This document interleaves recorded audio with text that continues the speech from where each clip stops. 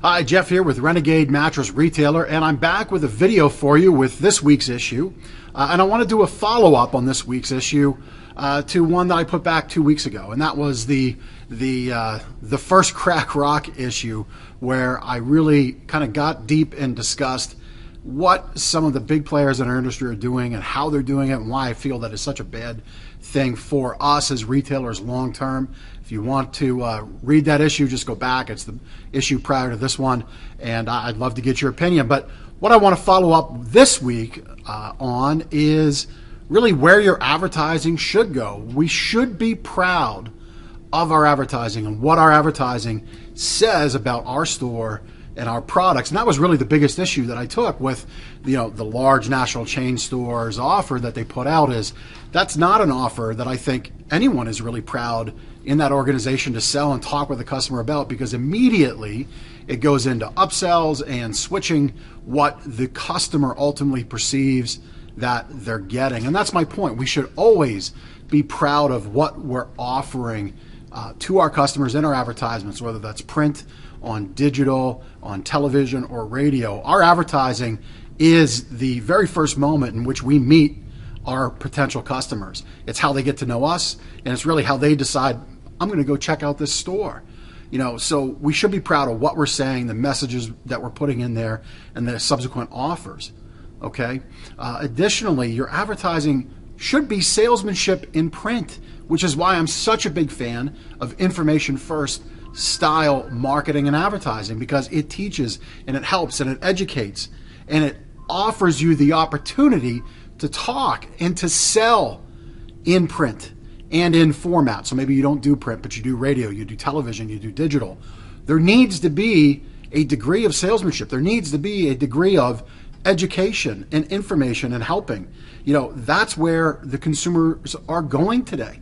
That's what they're seeking first. That's why so much of their buying journey, whether it's a mattress, an appliance, a car, whatever, begins online.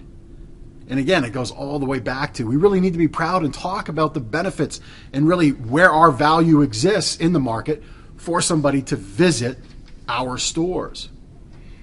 Third, we want to be proud to sell the offer.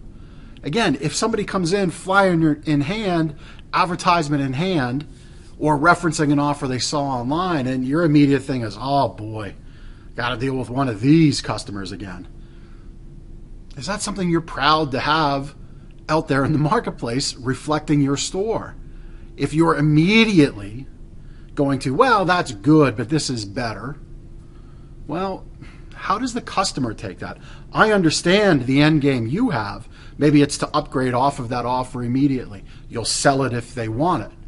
But how does the end user perceive that, and how do they take that? And has that possibly been one of the key ingredients as to why the direct-to-consumer brands have allowed or have been able to penetrate into the market as hard as they have? See, when they get attention, it's about what they talk about, and it's a story that the consumer connects to, which is all the perceived misgivings and in ways that traditional retail operate that the customer doesn't like. Now, granted, they're not talking about the benefits of their product, but it's a message the customer can grab onto. And alternately, what they do sell, there really isn't, a lot of bait and switch. There isn't really, look over here at this offer, but we want to sell you this here. It's, hey, here's who we are, here's who we aren't, and here's what we have to offer, and here's the price. It's a very straight line. That's the way a lot of consumers' minds work, and there's not a lot of back and forth. So my point for you this week is, when you're putting your marketing messages out there, be proud of them. Communicate the value add you have for your store. Put that through in your advertising. It's how your customer meets you. It's how they first understand, this is a store I want to go check out.